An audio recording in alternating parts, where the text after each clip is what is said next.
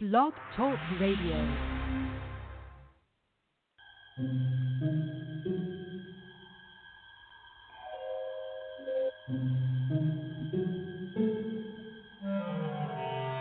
Archangels, ghosts, and Bigfoot, oh my. It's just another night for Supernatural Girls. Real stories, real answers to life's biggest supernatural mysteries. And now for another exciting interview with paranormal experts from this world and others. Here's your host, paranormal researcher Patricia Baker, on the one, the only Supernatural Girls.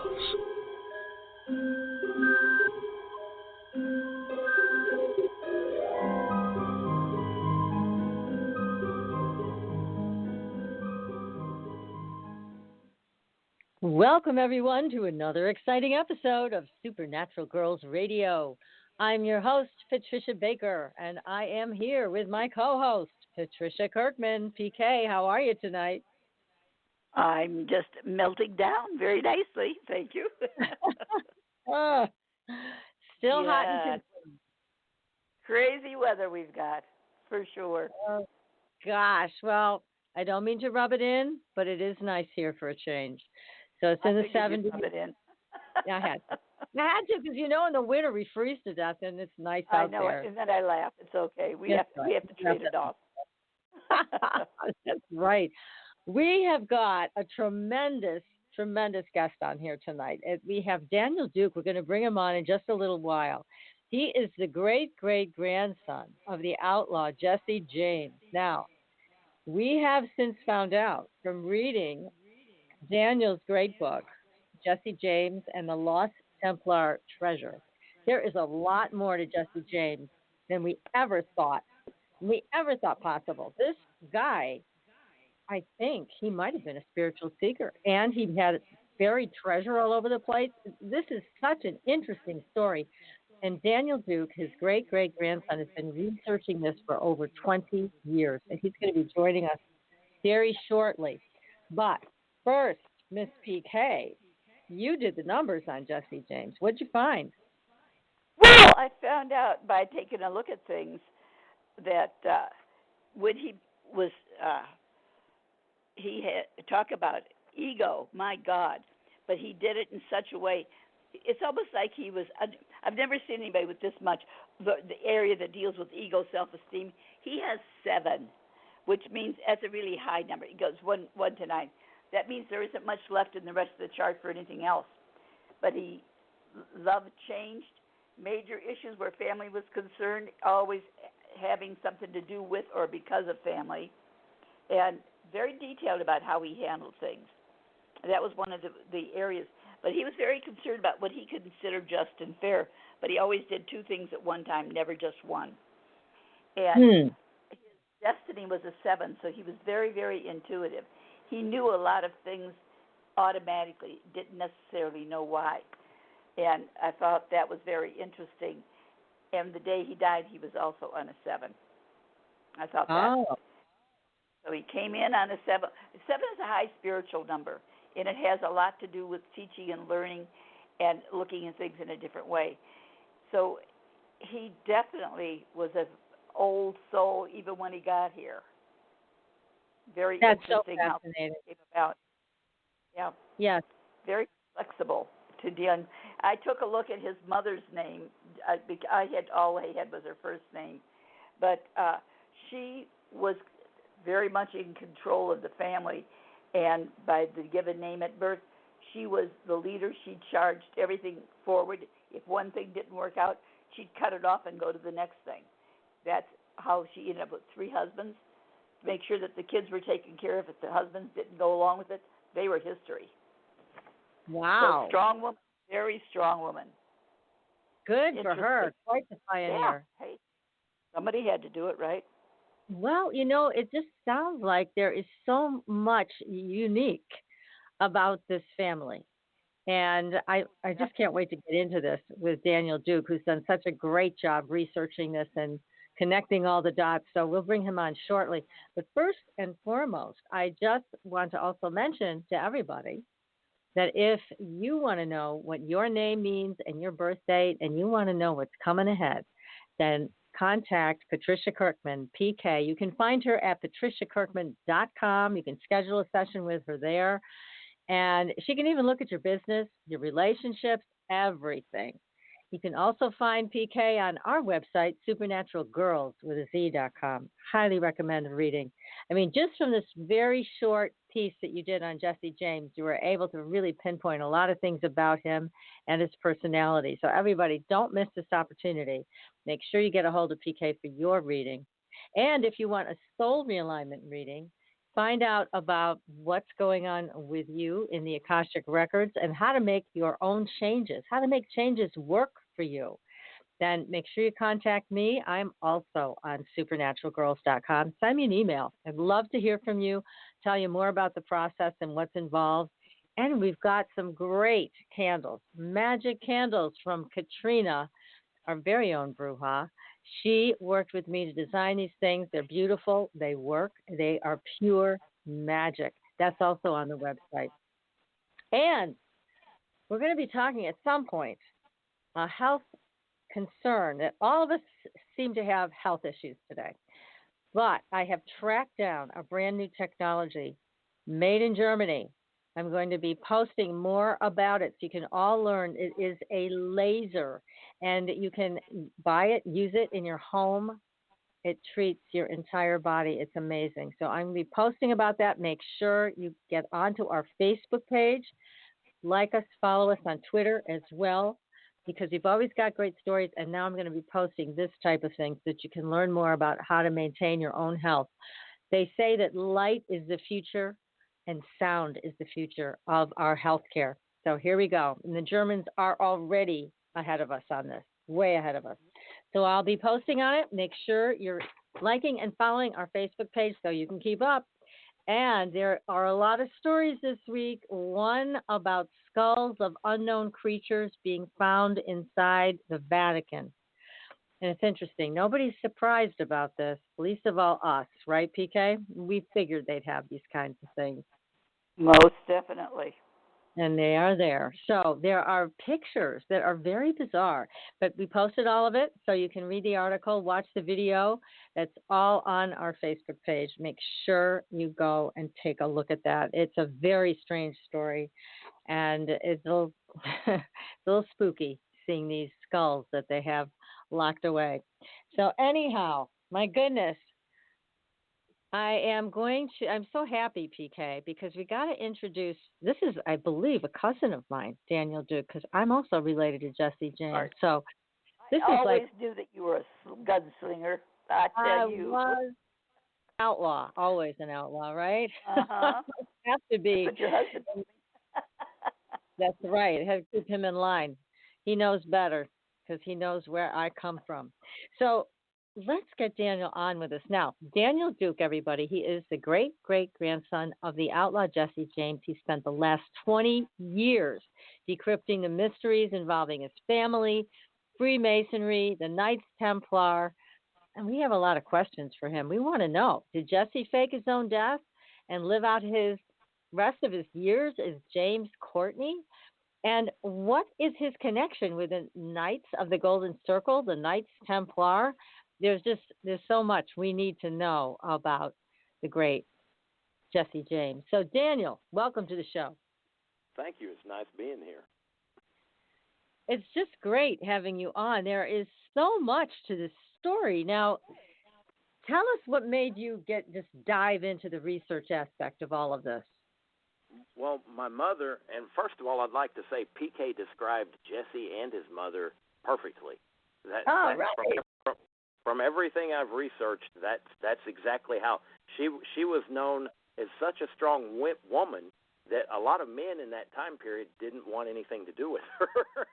I was afraid of her. You know, they knew better than to make her mad, I always liked that. They said she was about 6 foot tall, and if she got mad, there were times when they had said that she was able with one hit to knock a man out cold if she wanted to. So, you know, she was physically strong and mentally strong. And as for Jesse and the ego you mentioned, every photo we have of him, even up to the last year he was alive, he died in 1943 at the age of 97. Every photo of him, he had his chin up, like he always had a very proud look about him. That just everything you said about him, him and his mother rang true. So I just wanted to say that real quick. Thank you for validating that for me. Well, you're welcome, and thanks for doing that. My mother started all this. She was also a strong lady. She wanted to know, all our lives the story had been passed down from generation to generation that Jesse had faked his death and came to Texas and died an old man, and he lived under the alias of James Courtney. Well, then, when you're growing up, you hear that story at all the family get-togethers, and then you go to school, and when they touch on that in history, they just, the story's completely different. They said that, he was killed by one of his fellow gang members. So we wanted to know, and my mother had grown up, the same way.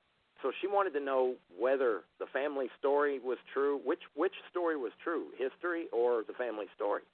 So she started gathering evidence and, in photos, anything she could get that had been passed down through the family. And the first big break, she took our photos of James Courtney, who was also Jesse. She took our photos of him and his, photos of his mother and his brother, and we took those to the Texas Department of Public Safety. They're our state police, and she took them to their forensic department, and they verified that our photos matched the historically accepted photos. And then she took them to the Austin Police Department, and also to a company at the time they were named Visionics. They were world leaders in facial recognition technology. And all three groups verified that our photos matched the historically accepted photos. And with Zerelda, they even matched. She was even wearing the exact same dress with the very same print on the dress. So, and missing the same arm, and it was just so that was a huge break. And then we went from there into, we also had his diary from 1871 to 1876, and a lot of other family photos, records, census records. In his diary, he signed his name, J. James, and a lot of the men he mentioned in his diary were known gang members. So that was a lot of... that's a lot of evidence. Now, when you took these photos of James Courtney and you compared them with the photos that you had of Jesse James, you're saying they matched? They look like the same person? Yes. And that wasn't, we thought they matched, but we wanted highly credible experts who were, with high credentials to verify whether we were right or wrong, and they verified that we were right. So that must have really set you on fire, that you were doing the right thing, pursuing this. It did. It set me on. It set the whole family on fire. My mother, she was the one who was heading all of this, and in the beginning, she passed away in 2015, and that's when I took over. My sister and I took over. We wanted to continue her work, so but my mother was really on fire after that, and we all were. My sister and I helped her do her research, and for 20 years we've been doing that. And on the side, when I had time, that's when I would get into the trying to decrypt all the treasure stories. Yeah, that's pretty wild. We're going to get to that, all the buried gold and relics and everything else that Jesse James was involved with. But first, let's talk a little bit about Jesse. I mean, he had quite he had a difficult life in a lot of ways. Tell us his story. Okay. Well, just basically, when the Civil War had started, a lot of experts and historians claim the Civil War started a decade earlier than the official beginning in Kansas and Missouri. The two borders, the border of Missouri and Kansas, they were fighting back and forth constantly, and it got worse. The Kansas Jayhawkers would raid into Missouri, and then Missouri would form groups and go pay them back.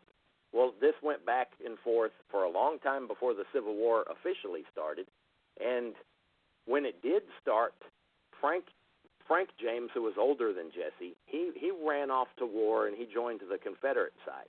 Well, Jesse was too young. He was only 14 years old. So he stayed home, and one day he was plowing in his field, and the Union-backed Jayhawkers rode onto their farm and strapped him to a plow and brutally beat him. And they left him strapped to the plow, and they rode onto the house, and his mother was pregnant at the time, Zerelda, and it said that they pushed her around, strapped her to a tree, and whipped her. And then they hung Jesse's stepfather, Dr. Reuben Samuel, and it didn't kill him, but it gave him permanent brain damage.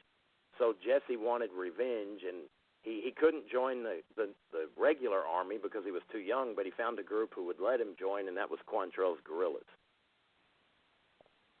Wow. Well, you can really see why he would want revenge. What a brutal, horrible experience that he went through for no reason. I mean, what was the purpose of that?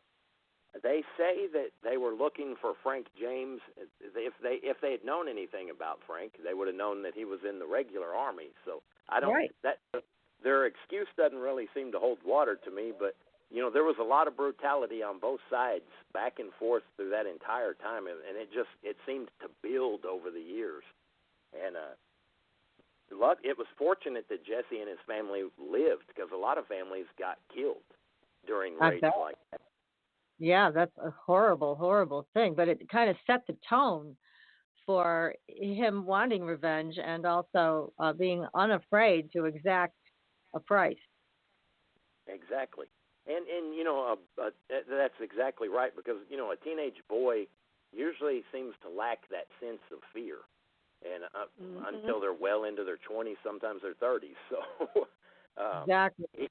He was described as having no fear at all. And he was very good after that. He got his training with the guerrillas. He was extremely good at what he did during the war. And now, how did he become an outlaw? How did that transition happen? Okay, well, at the end of the Civil War, the regular Confederate Army was granted amnesty. So all those soldiers got granted amnesty, and they were free to go about and do whatever they wanted. They couldn't have professional positions like a banker, lawyers, judges, or they couldn't even, I don't believe they could vote for a while, and they couldn't be a preacher in a church or anything like that. But other than that, they were free to go about their lives. Well, the Quantrell's guerrillas, they weren't granted amnesty, and if they were caught or surrendered, they were executed. Jesse tried to surrender in 1865. It was in April of 1865. He tried to surrender in Lexington, Missouri, and one of the Union soldiers, they had a roadblock. They just shot him through the lung with a rifle, and it went through his, shot him right through the chest. They said it went through his lung, and somehow he rode off and lived. I don't, that was he must have been tough to survive something like that. That is remarkable. Yes. I guess he inherited that from his mother. My goodness. But still, especially back in those days, the medical care, that there really wasn't any. So amazing he survived that. So he learned not to actually rejoin society. That wasn't possible. That's exactly right. And, they were hunted. They had groups out hunting the guerrillas down for years. He couldn't, they always had to hide. They basically had a choice: leave the country or become an outlaw, and he chose to be an outlaw. And he was good at it. He was very good at it. All the tactics that they had learned during the war, they employed in their outlaw career, and they were very good at it. Now, he robbed trains and banks, right? And that's right. Anything. Okay, so he really knew what he was doing, and so he must have walked away with quite a bit of treasure from these robberies. He had quite a bit. They didn't. Traditional history claims that they all died broke and that they just blew through their money anytime they got it, and that's not the case. He had quite a bit of money, and I believe a lot of the others saved a lot of their money. The ones who lived. Yeah. Oh my gosh. Well, I just, what a lifestyle, having to be on the run all the time, always looking over your shoulder. You can never settle down. You can never be a part of society again. And you end up having to rob banks and et cetera to survive. That's true. So, yeah. And he didn't have a problem with using his gun and to get people out of his way if he needed to. That's true. And some people claim that he was very brutal, and just I've even heard some people claim he was a psychopath. But at the same time, I don't believe he was a psychopath. Most psychopaths don't seem to last very long in a career like that because the power goes to their head, and they always seem to go a little too far, and that catches up with them. I think it was very calculated. He lived a low profile, which is also opposite of what a psychopath would do. Psychopaths love the attention, so they're going to keep getting out there until their end meets them. But he lived a low-profile life. He wanted out of it, but he tried. A lot of people don't realize in 1879, and it's well documented, he tried to fake his death in 1879 with one of his fellow gang members, George Shepard. And they didn't have a body, so nobody believed that he had actually died. George Shepard rode into a town and said, "I shot Jesse." And I believe they'd shot a deer, and they used the blood from the deer to make a trail to make it look like he'd rode off and probably bled out. But but they couldn't find a body, so nobody believed that he was actually dead. Yeah, so he really did want to come back and join the rest of the human race. That's so interesting. But again, PK, you talked about Jesse's attention to detail, right? You saw Yes, that. definitely. He was very much a free spirit. He never did just one thing at a time. He always had to do at least two. And do you think that his attention to detail is also what kept him alive? And he lived in his head a lot. He knew things. He had a gut feel about things. He seemed to know why not to go to a certain place or why to make certain changes because that intuitive side of his was extremely strong. But he was very much a free spirit. I mean, he was a risk taker always. Well, that would certainly fit because every time he walked into a situation to do a train robbery or a bank robbery, that was pretty risky because, I mean, I would imagine. Now, Daniel, did they have security back then? I know they did for the trains, and I think they eventually got security for banks, right? Some of the banks, yes, especially after years of all the robberies. After a while, they started getting better security. But there were they found ways to get around that too for a while, and there was a lot. There's like when they went to Northfield, Minnesota. Where they were supposedly gunned down. Half the gang was shot up. The younger brothers all got sent to prison. It was supposed to be the one town that put an end to the James gang. Well, Jesse was here in Texas when that happened. It was his first cousin Wood Height who they had mistaken Wood Height for Jesse. Frank was involved in that robbery, but not Jesse. Oh, okay. So we have. I'm sorry. No, I was just saying he escaped all of that. That was lucky. Yeah, and he wasn't. Oh, go ahead. He must have had a gut feeling, just like what PK was saying, that he had this inner sense of what to do and what not to do, and it kept him alive all those years. That's true, and PK was right on that also because they've always said that he seemed to have a natural instinct for getting by with everything he did. He never got caught. He always did a minimum of two things at one time. He never did just one thing in his life. He always had something on reserve that was working at the same time. I believe that. And so everything we've researched shows that's exactly right. Was that like a backup plan, you would say, PK, or you're just saying two things at once? So he knew if plan A didn't work, he had plan B already in place. He always knew where he was going, for sure, and he always was doing a minimum of two things at one time. Right. Well, that would make sense. What did him in trouble was he didn't know how to talk tactfully. He just whatever he said, it would right to the gut in the core of the matter, and that's what would get him in trouble with his mouth. Mm-hmm. I believe that too. He's just such a fascinating character. I wish he could just be right here in front of us and we could hear all the stories right from Jesse himself. What fun that would be. Oh, my God. So we're going to be, I'm sorry, go ahead, Daniel. Oh, I was agreeing with you. I would love to go back in time and just spend a day with him at least. Oh, wouldn't that be neat? Would be. It would be great.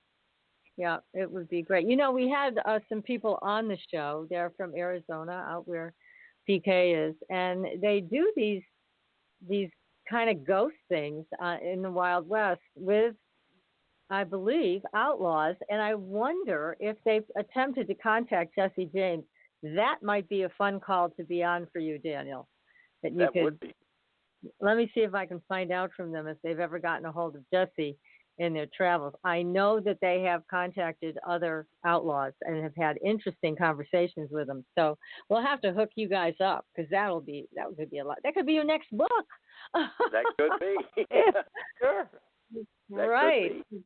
This just goes on and on with amazing, amazing stories. So, but somewhere along the line, despite the fact that he was always on the run, always looking over his shoulder, and he had a price on his head, he managed to get married and have kids. Yes, he did. He came before he had, in 1871, which was 11 years before he was allegedly assassinated. He came to Texas in 1871, and his he married Mary Ellen Barron. Mary Ellen's father was a former Texas Ranger who went by, his name was Captain Thomas Hudson Barron. Well, he had known, somehow he knew Thomas Barron because in his diary, in 1871, when the diary starts on that particular diary, he knew where to meet Captain Barron. He didn't say he knew him, but it was obvious he did because he knew exactly where to go outside of Fort Worth, Texas. They met, they rode together for a little ways, they parted, and then they met back 3 weeks later at Thomas Barron's ranch. And that was in June of 1871, and on Halloween he married Thomas Barron's daughter, Mary Ellen. And that was all in 1871. He never married Z. Mims like history had stated he did. Okay, so he only had one wife. That's right. And they, as far as I know, he only had one wife. There's a lot of mysteries about Jesse. I always keep an open mind on anything because you never know for sure. There's a lot of gaps that I can't know because I don't have any papers or documents to prove it.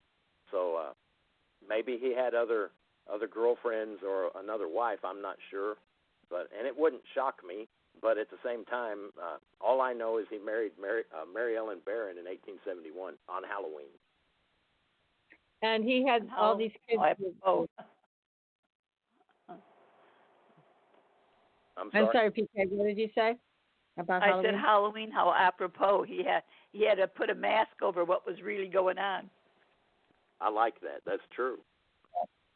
Yeah, that is. He even gave that as his birth date on his tombstone under his alias.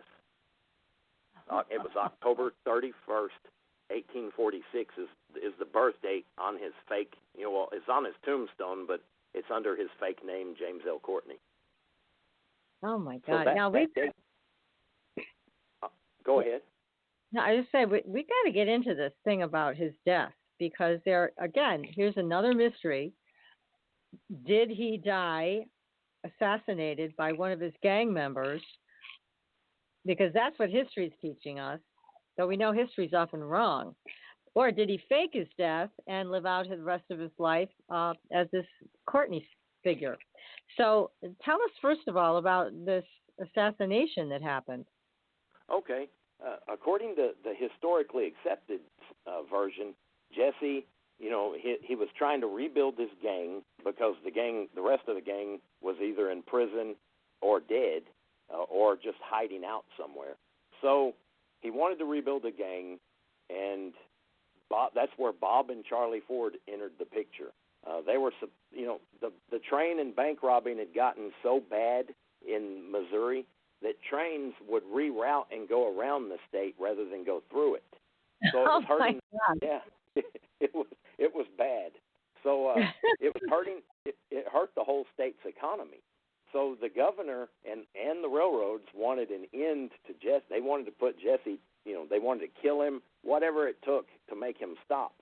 So it said that the Ford boys were hired by the governor under the table to infiltrate the gang, track his movements, and if they had a chance, put an end to him. And allegedly on April 2nd or April 3rd, 1882, it said that Jesse took his guns off. He was a very cautious man, but they said he took his guns off, stood up on a chair to dust a picture on the wall, and they shot him in the back of the head. Well, first of all, I visited that. My family and I visited the house where he was said to have been assassinated.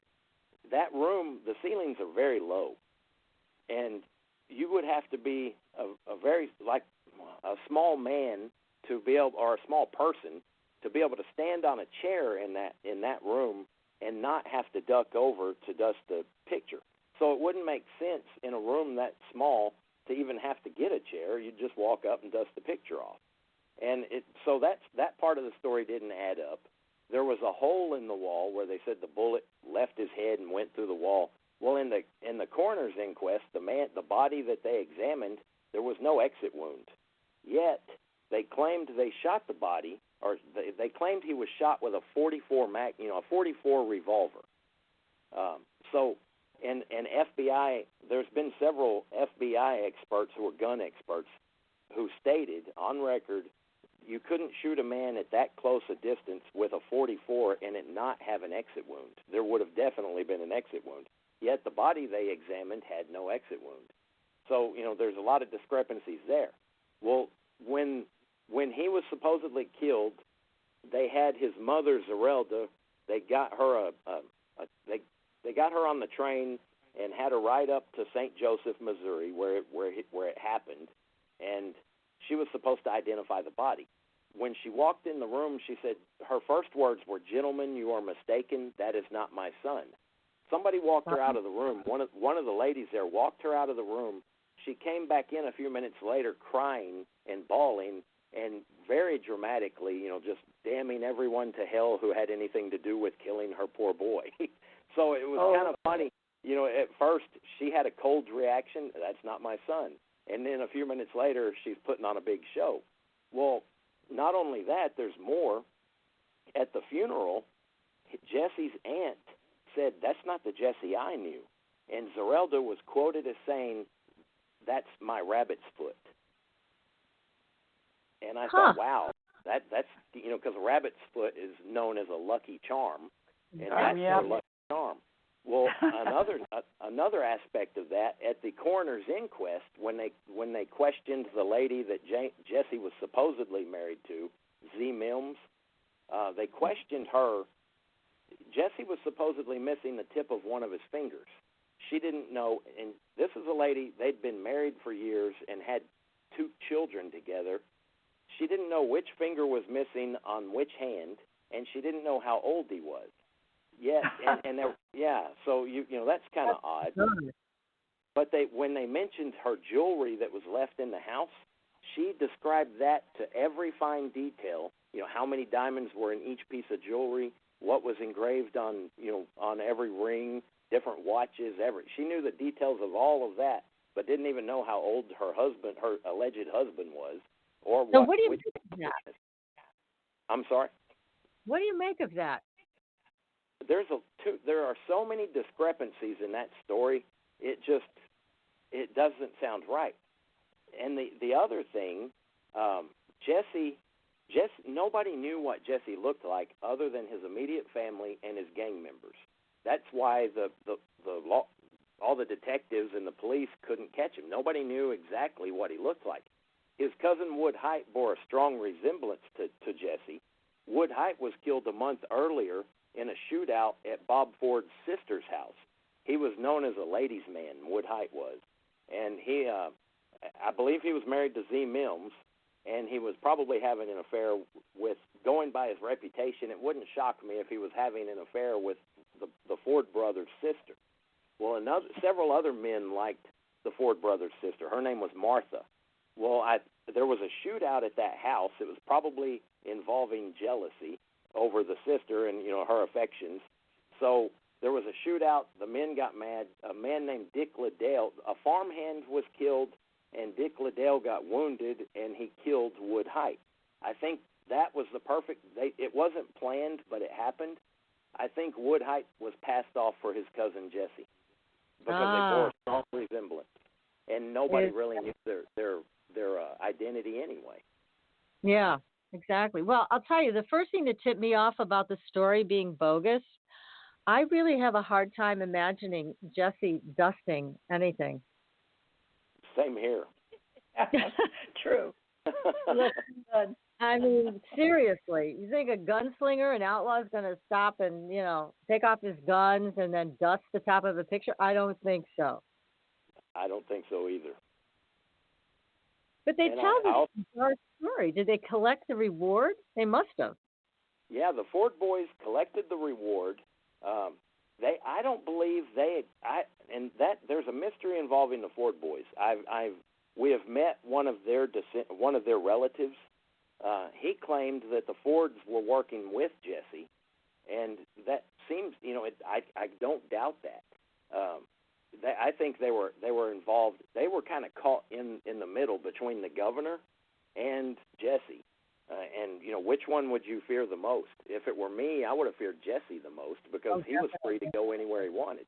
And he had contacts everywhere. So, they were caught in the middle. They probably thought they would be viewed as heroes, and they'd get a big reward on top of it. So, I guess they imagined they couldn't lose, and they didn't. I don't think they expected the reaction that they got. They were known as cowards. Charlie ended up committing suicide years later, and then Robert or Bob Ford, he was gunned down in Colorado by a man who was drunk who wanted to make him pay for what he did to Jesse. So, it ended bad for both of them. It sure did. Oh, my goodness. Well, we're going to get into more of the details of this and, of course, the Lost Templar treasure. So we're just going to take a very quick commercial break. We'll be right back. And we are going to speak about oh my God, this mystery. I have so many questions. This is a great story. I love it. Okay, everybody, you are listening to Supernatural Girls Radio, and we will be right back. Pure essential oils, specialized minerals, and a revolutionary anti-aging technology. Astridian combines the best of all scientifically proven ingredients in easy-to-use creams, lotions, and concentrated serums. Astridian's advanced line of products take your skin to a new level of being healthy and beautiful. We offer a variety of collections that address all your skin concerns. The Essential Anti-Aging Series treats and moisturizes your skin for a long-lasting, younger look. The Multivitamin Series promotes healthy skin with high-quality vitamins and minerals. The Sports Series restores skin from cellular damage and stress. Astridian also offers a revitalizing solution for hair and a professional series for doctors and medical spas. Visit astridian.love today and begin your new journey to healthy, beautiful, youthful skin. Astridian, beyond your expectations.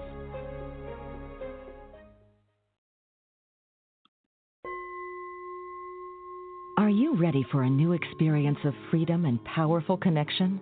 Would you like a positive, effortless change in your life? Then come to CosmicFusion.com, where we offer the most advanced energy clearing and expansion techniques in the world, with a quantum vortex energy to activate your divine blueprint and life's purpose. When your soul leads the way with cosmic fusion and quantum vortex energy, you can break clear of past difficulties and blocks with the power of the source. With cosmic fusion, the source energy does the work for you. It's easy and effortless. Listen to our free meditation right from our Cosmic Fusion website, the Cosmic Code Meditation. Sign up for one of our interactive webinars today. Come to Cosmic Fusion, www.kosmicfusion.com, to experience an effortless awakening and transformation.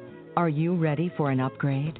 Are you ready for a new experience of living in the fifth dimensional magic and powerful connection? Then visit CosmicFusion.com today. CosmicFusion.com.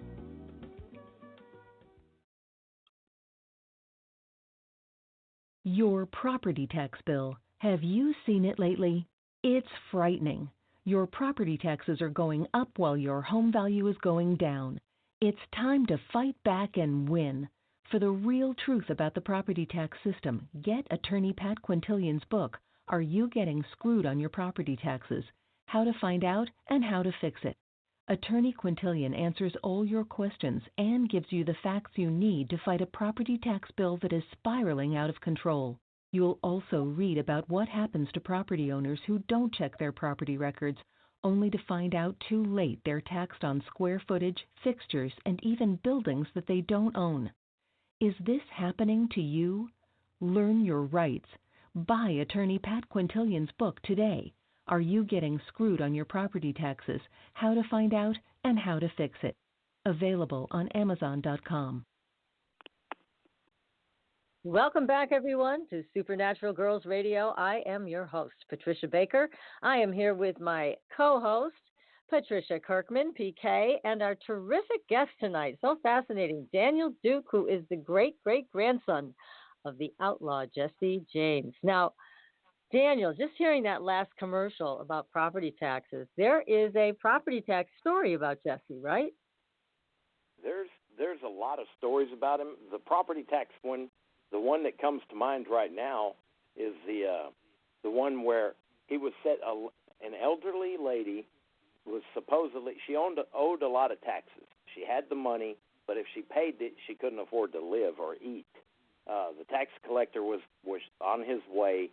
He showed up, took the tax money from her, and when he left, Jesse robbed him, got the receipt and the cash, and took it back to the lady. She was an elderly widow, and that added a lot to his Robin Hood status.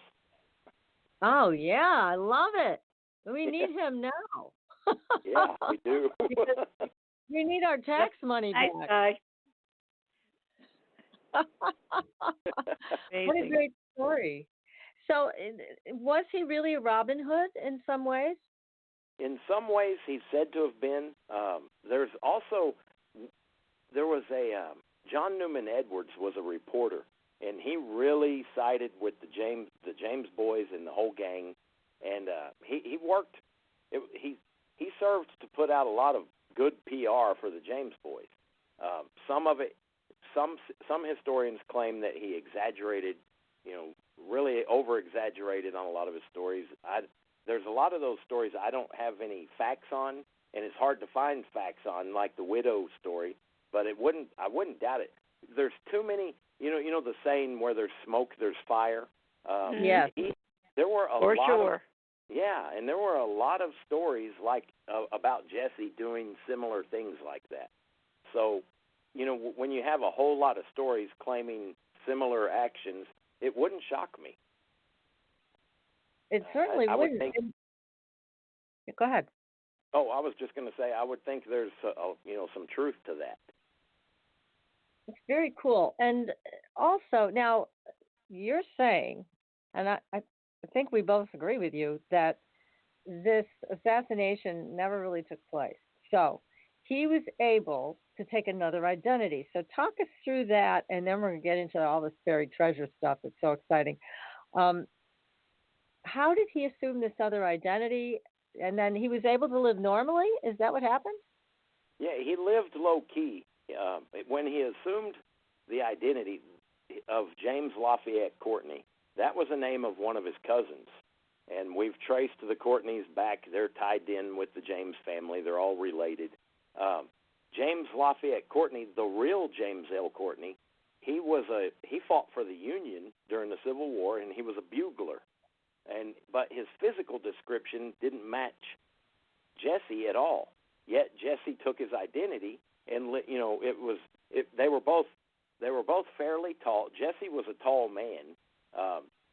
James L. Courtney was around 6 foot, and they didn't match physically. But all he needed was a name, and back in those days, it was real easy to fake any identity. You leave the area you're from, go to another state, and if you live low profile, there's nobody going to bother you really, unless you're being hunted. Jesse was being hunted, but at the same time, when he moved into Texas, he married the daughter of a former Texas Ranger who was well respected. Not many people are going to question the Texas Ranger and his integrity. Then there were the fact that the other buffer he had. He lived in a rural area, which was served as a buffer, but also a lot of the former Quantrell's guerrillas lived around him, all up and down. There's a creek called Deer Creek that runs through there, and a lot of those former guerrillas who escaped and didn't die lived out the rest of their life along that same creek. So he was surrounded by fellow guerrillas and former gang members, and his father-in-law was a respected Texas Ranger. And a lot of people don't know this, but Texas Rangers back in the beginning, some of the best Texas Rangers we had were former outlaws. So they kind of they rode the line. Who knows how to shoot better than them, right? Yeah, exactly.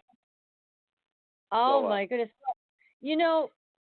This is a brilliant move. And this man was able to come full circle to get what he always wanted, which is to live a normal life with his family, right? That's true.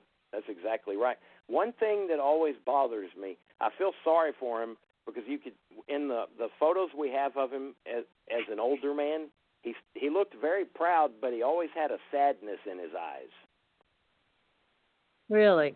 Why do you think that is? I think it has something to do with all the trouble that he'd gone through in the past, and I'm sure he was affected by things he went through during the war, like a lot of soldiers today are. But that may have accounted for some of it. But I think a lot of the troubles that he'd gone through in his younger days probably came back to haunt him at night over the years when he was older.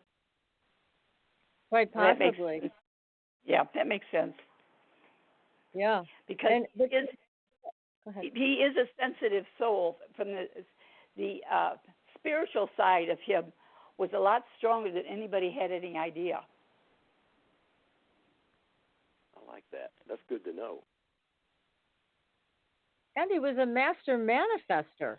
I mean, he eluded all of these people that were after him for his entire life. I mean, then he creates this whole other life for himself, this whole other identity, which even back then it was easier than it would be today, but still, not so easy. So he was, true.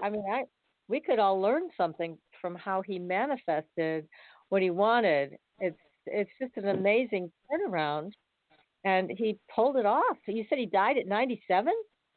He died at 97. Jeez. He was, there was a story in the family, and it's a true story. It was passed down.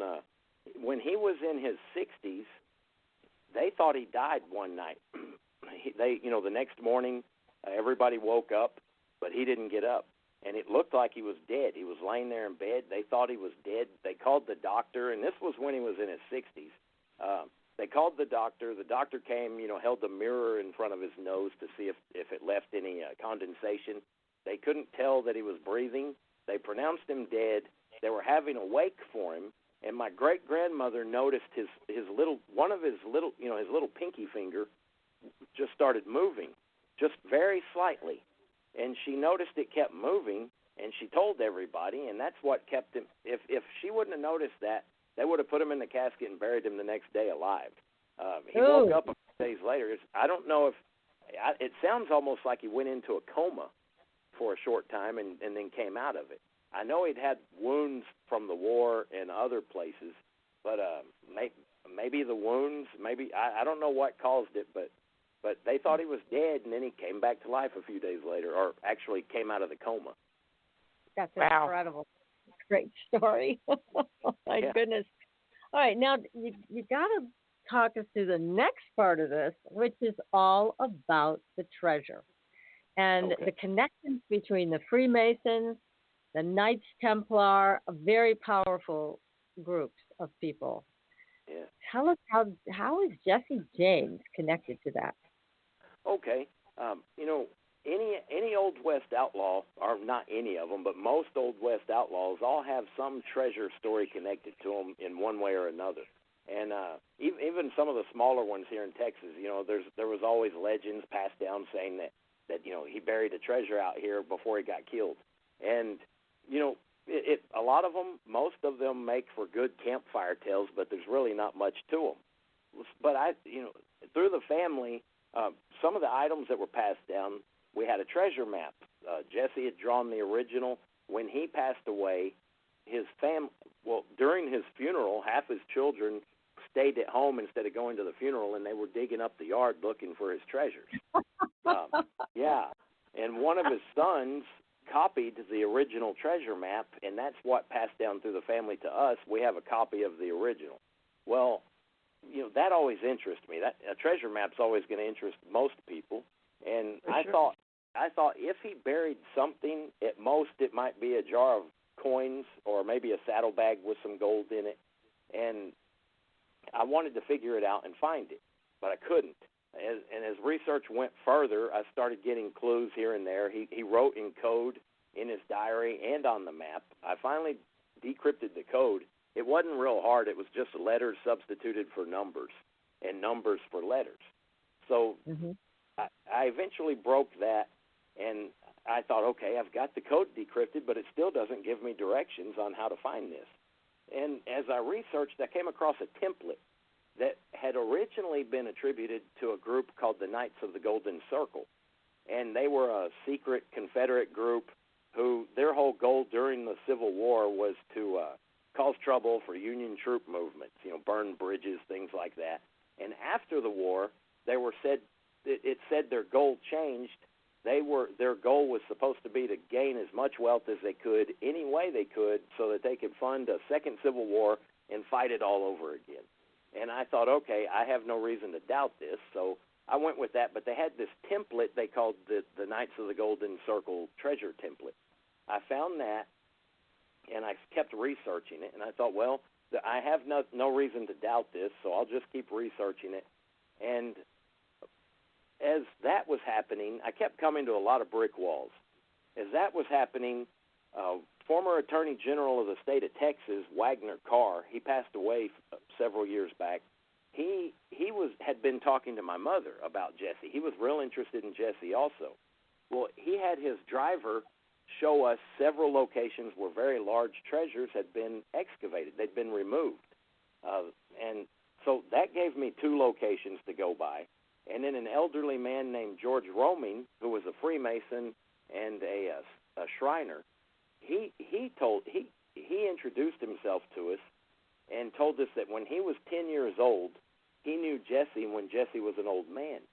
Jesse swore him to secrecy and hired him to move 680 bars of gold about 20 miles from his home. They met some other old men in a field, and they buried the gold 8 feet deep. Well, George drew the map for us and showed us where it was. Turns out it's now on the Fort Hood Military Reservation. So there's no way I'm going to get to that. Oh no! Well, that's terrible. But the benefit I did get from that, it helped me line up all those treasure sites, and it fit on the template. And now I knew the dimensions of the template. So I started lining the template up, and it lined up with historical sites across America and also other known treasure locations. And some of these locations predated the Knights of the Golden Circle by centuries, which when I came across that led me to discount the involvement of the Knights of the Golden Circle. I don't believe they played a large role in this, or if any role at all. And that's when I found out, I knew Jesse was a Freemason under his new identity. So I thought, well, maybe the Freemasons had something to do with this, and other information I'd gathered kept pointing towards the Freemasons. And through that information, everything started falling into place. And this didn't happen overnight. This took me years, but it all started falling into place, and I could trace it back. When I first discovered that part of it and their connection to it, I wanted to know who started it and why they started this. And so that ended up leading from Jesse through men like Albert Pike. I started reading as much as I could from Albert Pike, like his book Morals and Dogma. Manly Palmer Hall, who wrote the Secret Teachings of All Ages, his book helped a great deal. Men like the current Knights Templar Grand Master Timothy Hogan, all of their writings helped me a great deal and gave me little clues here and there that fit together with the big picture. And I ended up tying it back through Masons who were founding fathers, from them to Francis Bacon, Sir Christopher Wren, Sir Isaac Newton, and it was like making a family tree. It wasn't just, I wanted to make sure I had each man that was linked in this had connections to the next man. So there was a clear line of descent. And when I came across Francis Bacon, I thought, okay, this is the guy who started it all, because he had written that book, The New Atlantis, which was basically a blueprint for what America was meant to be. And I thought, okay, this is the guy who started the whole thing. And I was satisfied for a short time until I found more information that led even further back through, Francis Bacon's mentor, John Dee, who was he was a spy, an alchemist. It said that he was a Rosicrucian, and he had a lot of different. This man was a genius, in my opinion. He had his fingers in all kinds of stuff, esoteric stuff. He worked for the Queen. And it tied from him back through different alchemists all the way through different Jewish rabbis to the Knights Templar. I went all the way back to a Jewish rabbi by the name of Rashi, who was connected to all this, and he was the favored court guest of Hugh, the Count of Champagne, who was one of the founders of the Knights Templar. For heaven's sake. My God, this is fascinating. It's so amazing. You're saying that this lineage of Jesse James has quite a powerful spiritual connection all through time. It does. It goes through, there's Christians, Jewish people, Christian Kabbalists, Jewish Kabbalists, occult Kabbalists, alchemists, Rosicrucians, Freemasons, Jewish rabbis, and the Knights Templar. And they also had connections with different people in the Holy Lands, which also ties in with Sufi mystics and people in the Druze tradition. So, Goodness. it's amazing that all these different religions that all tie in with this. And so Jesse James was one in this lineage. And do you think he knew? Obviously, PK, you're saying he had an inner knowing that was very strong. But do you think that he knew where he came from? This is a powerful. I believe he did. It was like a family tree, only it was a tree of an organization and men of the same mindset who formed all of this. And there's a lot of, I mentioned a clear line, but at the same time, there's a lot of men that are probably invisible to history that we may never know about, who are also involved in this, who had accomplishments that were just as great. And that's where a lot of continued research. One of my goals is to find as many people involved in this as I can, so that they all get credit for this huge accomplishment. I hope that made sense. Yeah, it does. It's amazing. But let me ask you, because you're talking about a group of people through time, but are you also talking about the possibility that Jesse James was actually related to these people? He could have very well been, and that wouldn't shock me at all. There's a strong possibility. I think so. Given what PK has determined about him, just based on his name, the power of this man, to walk through this type of a life and die at 97 peacefully is just incredible. But he also had all these diaries and all these maps, and he had all this gold. My God, how much do you think that gold would be worth today that he had buried? That's a good question. There's one of the treasure sites, just one of them, the one that was discovered in New Mexico. It was called Victoria Peak. It's just a small mountain out in the desert of New Mexico. At the time it was discovered, it was said to have contained $3 billion worth of treasure, and that's just one site. Yikes. The one that George Roming, who I mentioned earlier, when he was a child, helped Jesse move and bury, that was 680 bars of gold. Each bar weighed 15 pounds apiece, and I think at today's value, that one alone would be worth about $228 million. So, oh my God. Yeah, and these treasures were buried over the centuries by different groups, the Templar, Freemasons, and others, and it covers the Americas, Canada, America, and Mexico. So, I don't believe each spot on the template has a treasure, but it's kind of like if you laid out a city, there's a grid pattern so that you would know how to lay the city out straight. And, some areas are going to have vacant lots, whereas some will have, buildings and things. Well, I think the template's a lot like that, only the template has a lot more vacant areas than a city would. But even though, even accounting for that, there's still billions, at least billions of dollars of gold left out there. We got to find this stuff, Daniel. Yeah. I do think a lot of them have been recovered. And see, when I first started this, I thought, I want some of this treasure. It would. Oh, yeah, not only, sure. Yeah. So, but then as I went further and deeper and found out the connections and why they did it, I believe I know at least part of the reason why they did it. It changed me as a person, and it changed my mind. It's not for me.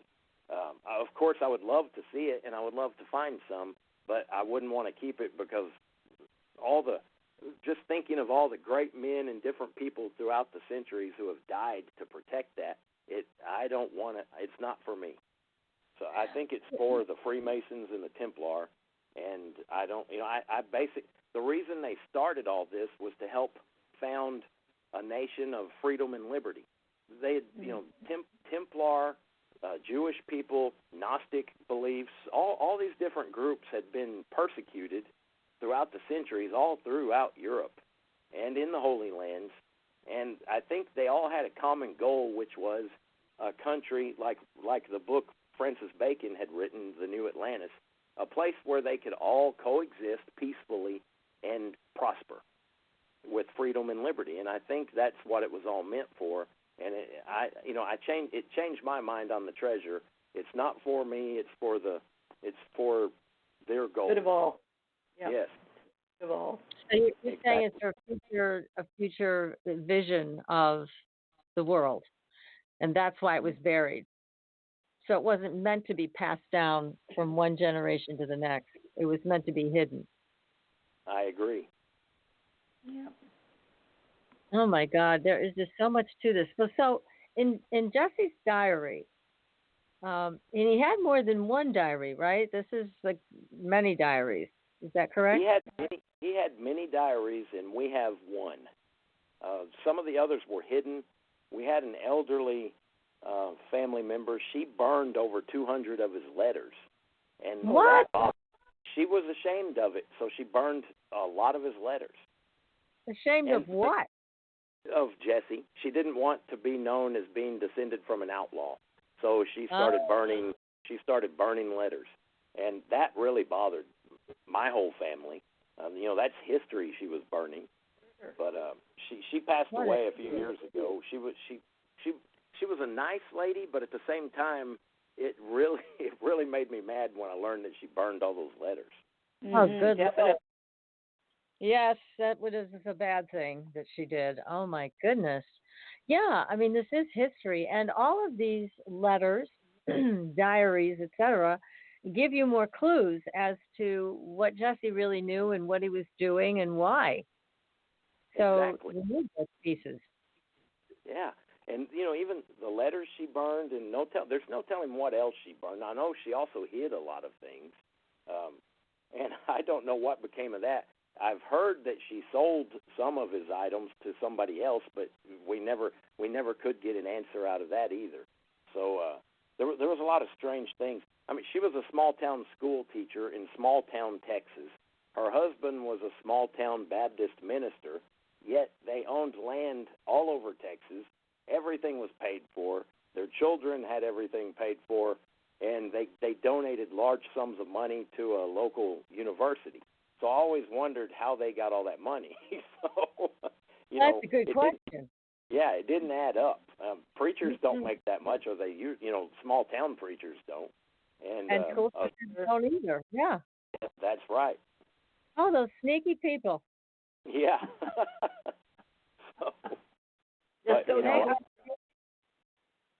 Go ahead. PK, go ahead. I was just saying, the way it's running out, you just don't know who you can trust. That's true. Now, you said that there are other diaries. Do you know who has the other diaries? No. I have some suspicions. They're family members, but I don't know for sure. They're all very quiet. Yeah, some of them don't want to cooperate with what you're doing.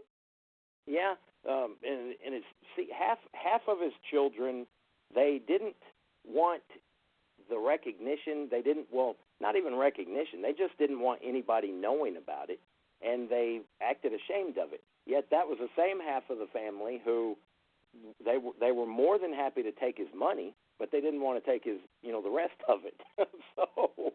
So they took his money and, or what they could get. That was the half of the family that stayed behind digging for the treasure during his funeral.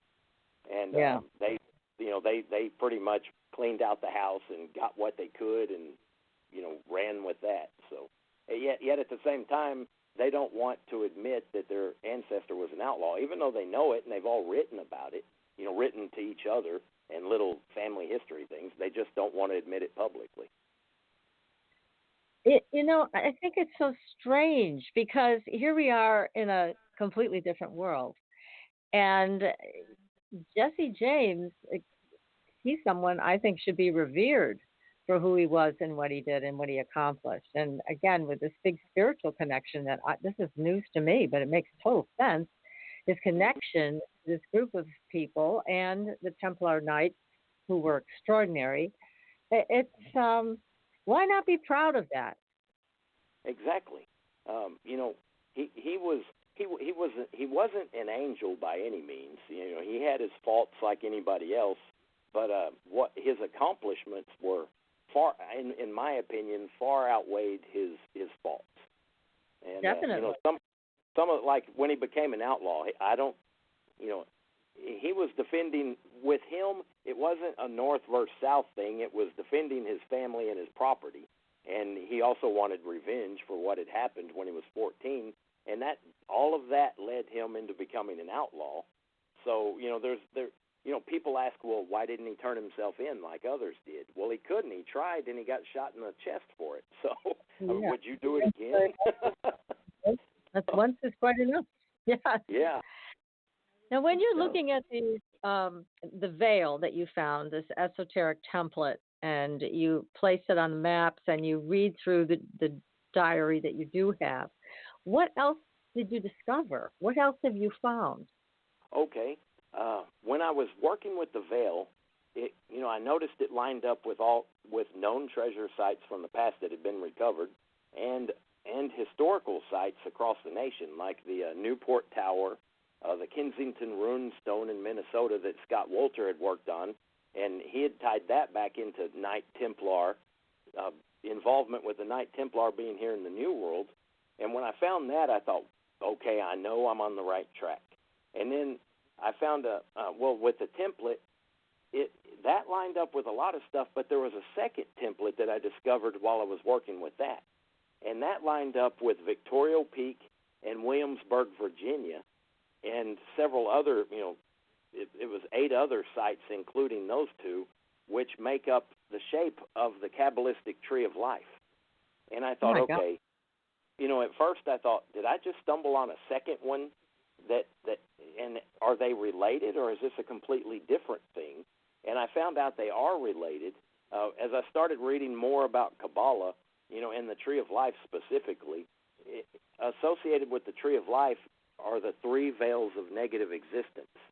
And that's when it all, that fell together, or all the pieces started falling in, and it all made sense then. And the veil template, which, looked like a grid, was actually a form of the veil. There's 3 sizes of the veil also. It's a medium, large, and small size.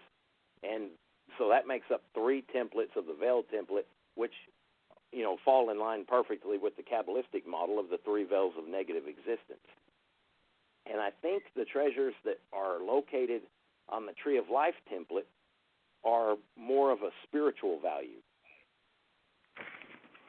Well, because you did talk about there was a $1 billion treasure that was discovered, and there were relics in there. It wasn't just money or coins or gold. That's right. Right? There was a That's crown, right. a tiara or something. There were documents. Tell us more about what was in there. That was in Victoria Peak, and you're right, there was a crown, there were swords, there were documents, there were letters dating from centuries ago to as recent as 1880. So it had obviously been amassed. That everything that was in there had been put in there over several centuries, and I think it involved the same group, just different people who were connected with the same group, being the Freemasons and Knights Templar. And they, and the swords had jewels on them, which would implicate possibly royalty. That's right. There was the crown had, I think it was 243 diamonds and a large pigeon blood ruby that was attached to the crown. Oh my God! PK, that was great on you. We'll take 2. Red Thank is your you. color. That ruby would be beautiful on you. And so, these documents are fascinating. And you think that people from this group just would come to the same location and just deposit these items? I think so. And I apparently the last letter that they found, or the most recent letter they found in Victoria Peak, was said to have been dated 1880. So that shows that, there were old, ancient treasures in there. There were also new ones. There were sacks of Pony Express mail patches or packet, satchels full of mail that had been collected over the years. So it appears that somebody was robbing Pony Express guys, taking their mail and just dumping the mail into the cavern, into a corner of one of the rooms inside the Victoria Peak. And now, the man who found this, he kind of caused a bit of a problem with his explosives, right? He did. He could only take out a certain amount each time, and he wanted to make it easier on himself. And I read in one place he was advised not to do that because the stone was a soft, kind of rotted stone. It was very degraded, very fragile stone, but he didn't listen. He tried to blast a larger opening, and he caved the entire thing in. Oh, wow. Bad. So all he had then, and he had recovered a lot of treasures, they say, and he had buried them. He was very paranoid. He left his wife. He was paranoid of her. He was paranoid of his business partners. He kept changing business partners, and all his partners, at the time it was illegal for Americans to own gold. So, he's dealing with guys who are in the underground, in the black market to begin with. He was paranoid of them, and one of them ended up shooting him in the back of the head. Oops. So, and a lot of the treasures that he was said to have buried out around the desert, the treasures that he recovered, a lot of those are said to still be out there. So no kidding. Oh my! And so there one have of the to be recovered. Yeah, and one of them was a 1797 translation from Pope Pius III, and Pope Pius III he had he reigned from September of 1503 to October of 1503, so right at a month, and then he died. But he was involved in this supposedly, and wrote a letter. It was a real cryptic message about Victorio Peak, but at the time that peak was named Soledad, which has a lot to do with the sun, and it was supposed to have been part of Cibola and the 7 lost cities of gold. Ah, wow. But let me ask you this question, Daniel. Why do you think Jesse took the time and trouble to write about all of this and provide a map? Why do that? He did it everything he did was it always had mystery involved.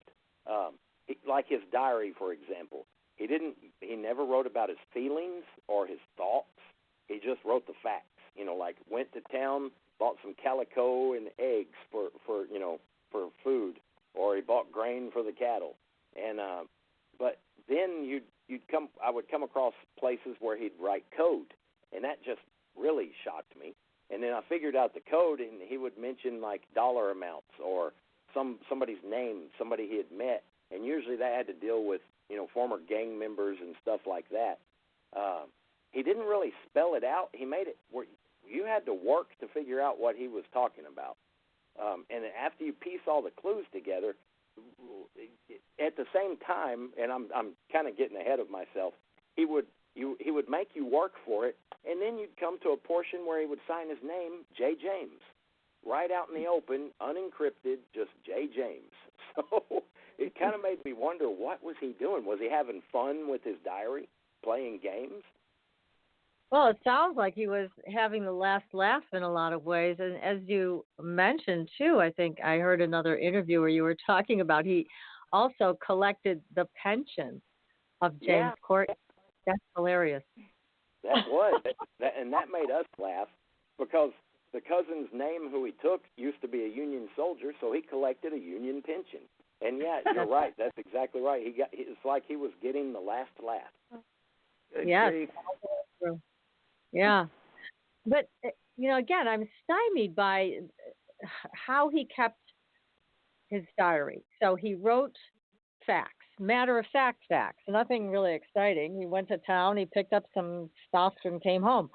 So there's that everyday life that he just wrote what he did. But then there's all of these other things that lead you down an entirely different, a rabbit hole. Yeah. Where you're trying to figure out what do you think he wanted to have happen with you finding this information? What do you think his goal would be for you? I think he didn't want anything bad happen, or he was a very notorious outlaw. Everybody was after him at the time. He was also known as a Robin Hood, but at the same time, the law they wanted to catch Jesse James. I think when he faked his death, there were some lawmen who knew or had suspicions, but as long as he ceased, as long as he quit robbing and causing trouble for the economy of the whole state, I think they were happy with that, and they were kind of just glad to see him go. But at the same time, he like PK had mentioned, he was doing two things at once. He would write the facts in the diary, and then he would leave mysteries, and I don't think he wanted his children having a stigma on them because he was an outlaw. In those days, in this part of the country especially, it wasn't something somebody would have been proud of. But at the same time, he left clues behind to be deciphered and figured out. And I think maybe he hoped that somebody down the line would eventually figure out the secret.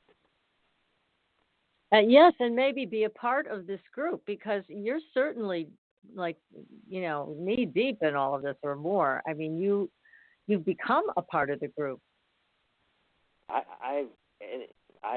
Thank you. That's a huge compliment for me.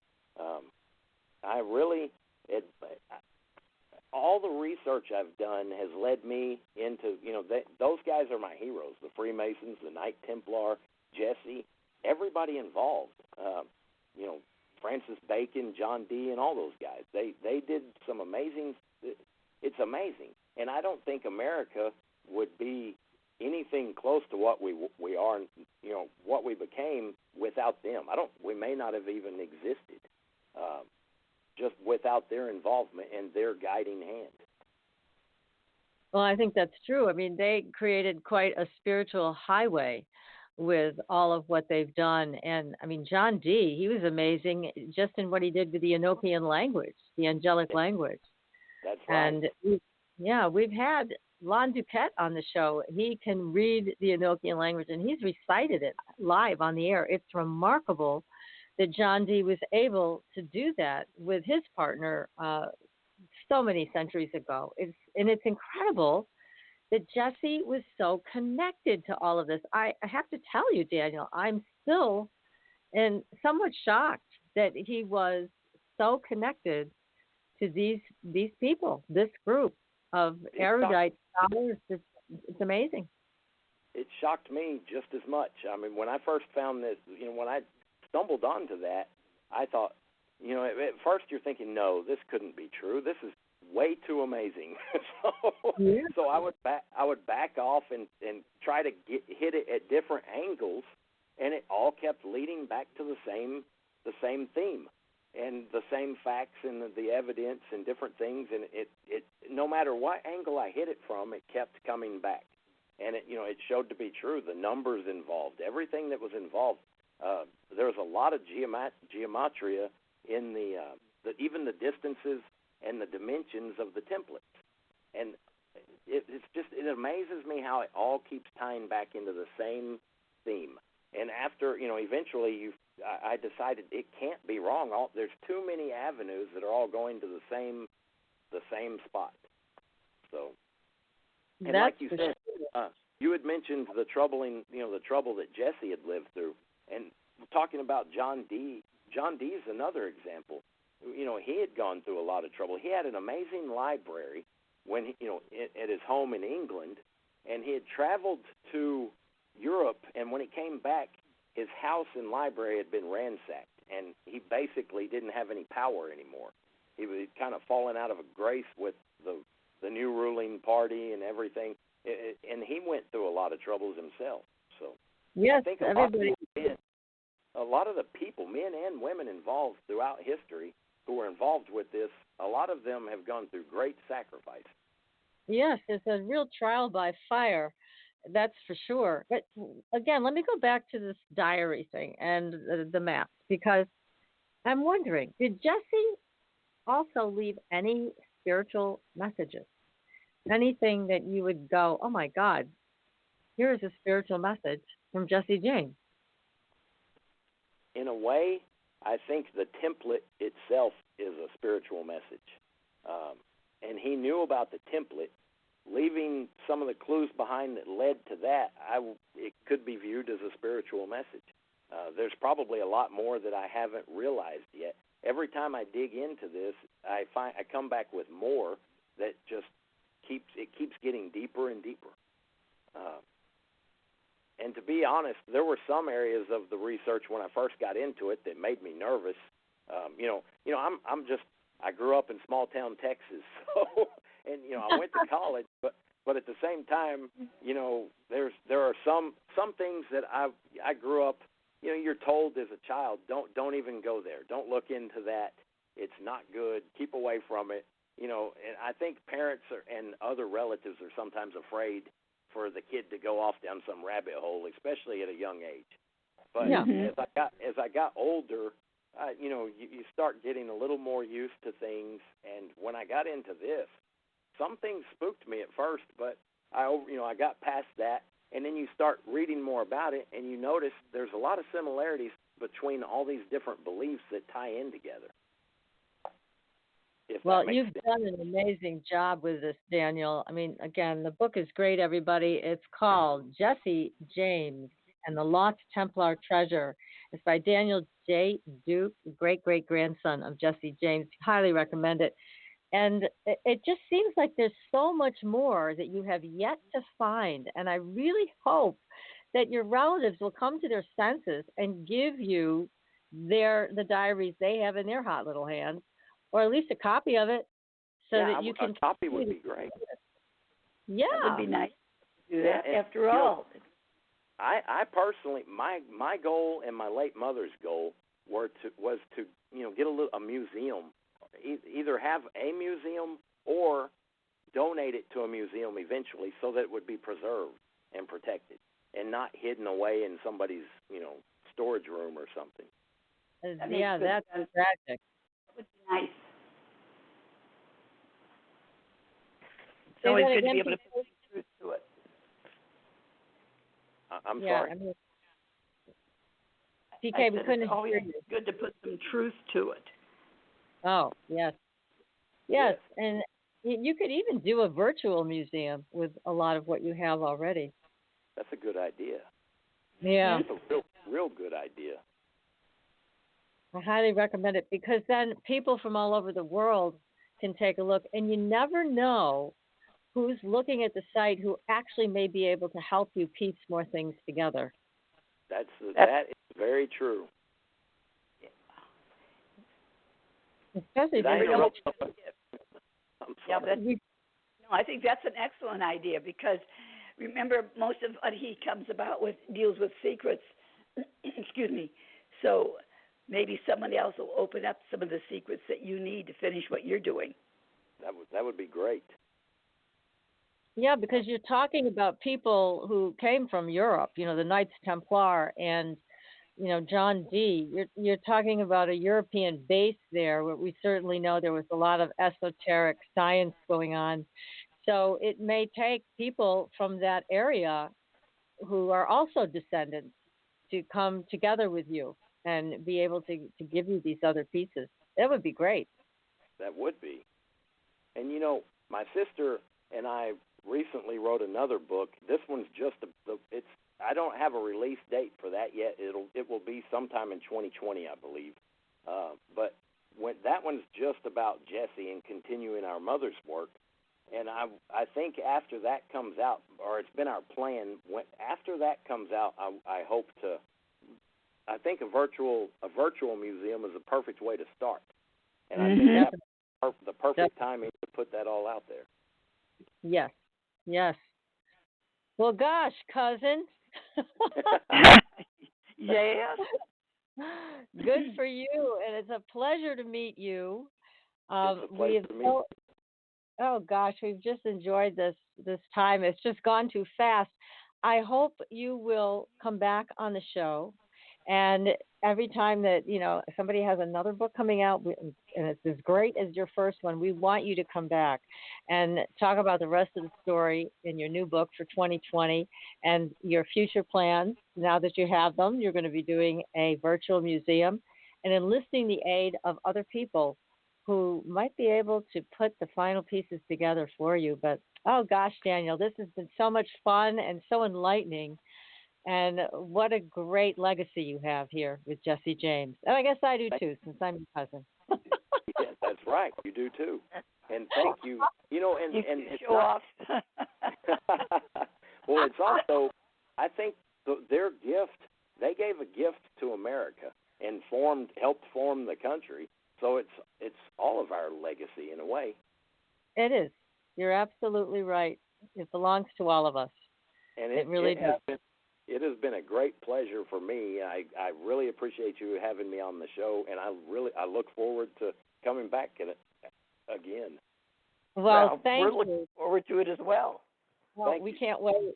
We can't wait. This has been absolutely terrific. Thank you so very much. So next week, everybody, we'll be back with another exciting show. Hey, guess what? We've got another mystery for you. Covert disclosure. He has a secret identity and claims to be working with a secret government organization, and he's going to spill the beans right here on Supernatural Girls. So be sure to join us. It's going to be cool. So, everybody, until then, we'll see you on the Blue Highway. Good night. Good night. Good night. Thanks for listening. Tune in next week for another radio adventure with Supernatural Girls.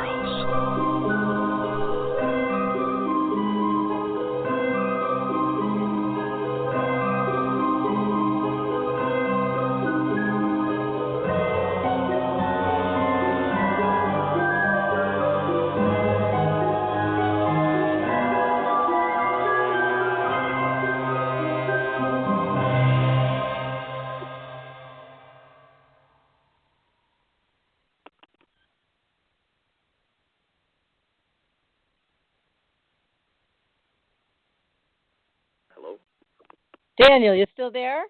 I'm here. What a great didn't guest know you are. Thank you. How did it go? Did it go good? It was terrific. This was one of my very favorite shows. I really enjoyed everything you had to say. You're very good on the air. You have a great way of speaking, and everything just follows the path. And it's just wonderful to listen to you talk about all of this. You clearly know the material. I mean, you really know it well. So it was great. I think it's one of our all-time shows. That makes me real happy to hear, and thank you. That's a great compliment. I'm always nervous, I don't, because it's a continuation of not only my mother's work, but our family history, your family history too. Yeah, so absolutely. It makes me happy to know. And yeah, this was, I can't thank you enough for having me on the show too. Oh, believe me, I've been waiting for your book to come out so that I could contact your publicist, Ashley, and get you on the show, because I saw the book was coming out last year. It was announced, and I was like, oh my God, I have to get Daniel on the show. And they're like, well, the book doesn't come out, for a while. And I was so excited. So I've been waiting for a long time to have you on my show. And I'm also glad we got to meet. You're a cousin, so that makes me real happy. That is exciting. It really is exciting. And God bless you for the good work you're doing. I mean, you are really piecing all of this together in a wonderful way. Thank you. I really feel blessed to have had you on the show. I know PK, God bless her, she did a great job with the numbers for Jesse. And if we have more time, and it's something you might want to include in any other book that you do, you might want to get on the phone with her and have her do a more in-depth exploration of Jesse's personality. Yeah. And the people that I want to connect you with, I'll give them a call tomorrow. It's Dwight and Rhonda Hull. They're the ones that contact outlaws that have passed. They're psychic mediums, very lovely people. We've had them on the show a couple of times. And I would love to find out if they've contacted Jesse. And if not, I know they would like to. So I'll make sure to connect you with them. It could be a lot of fun. Yeah, it was Pete and Rhonda Hall. Dwight and Rhonda Rhonda Hull. I'll get you their contact information, and they've written a couple books about the Wild West and their explorations into ghost towns and other areas that they feel there are still a lot of people hanging around from those days. So I will contact them for you, and I'll give you all their contact information so you can speak with them directly. Okay, thanks. You never know what can come of it, but it can be fun. Yeah, it would be. And it's always nice to have some fun involved in this too. So I don't know if you've read about our family fights over the years. There were a lot of people attacking my mother and death threats and things like that. So it's always nice to have a little fun too. Well, yeah, exactly. Well, I did watch a documentary years ago about this, and it did look like it got very contentious within the family. People kept threatening to kill my mother and me and my sister just because we helped her, and of course we're going to defend our mother, and my mom knows how, she knew what I wanted to do, but that's why she contacted the FBI so quick, because it tied my hands.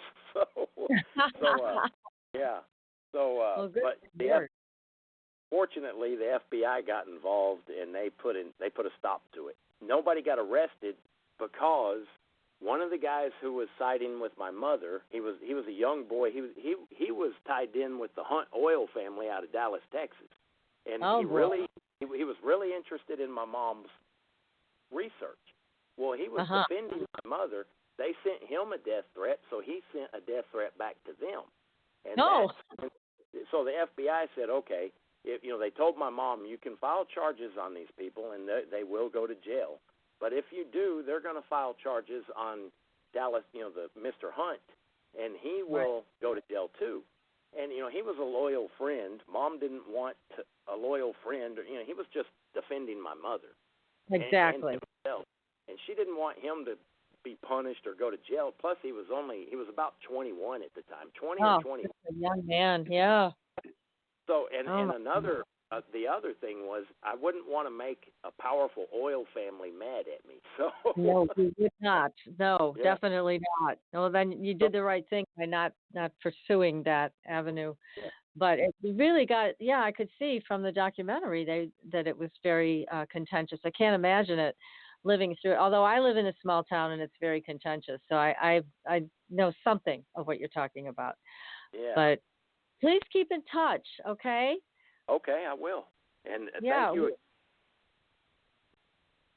Thanks again. Oh, you're so welcome, Daniel. Again, you are a terrific guest. You really are. So we'll definitely have you back on. You just let us know when that book's about to drop, and we'll have you back on. Or if you have any other groundbreaking information, then let us know. We'll bring you back then. I'll do that. Okay, Daniel. Take care. Thanks so much. You too, and you have a great evening. You too. Thank you. Bye-bye. Bye-bye.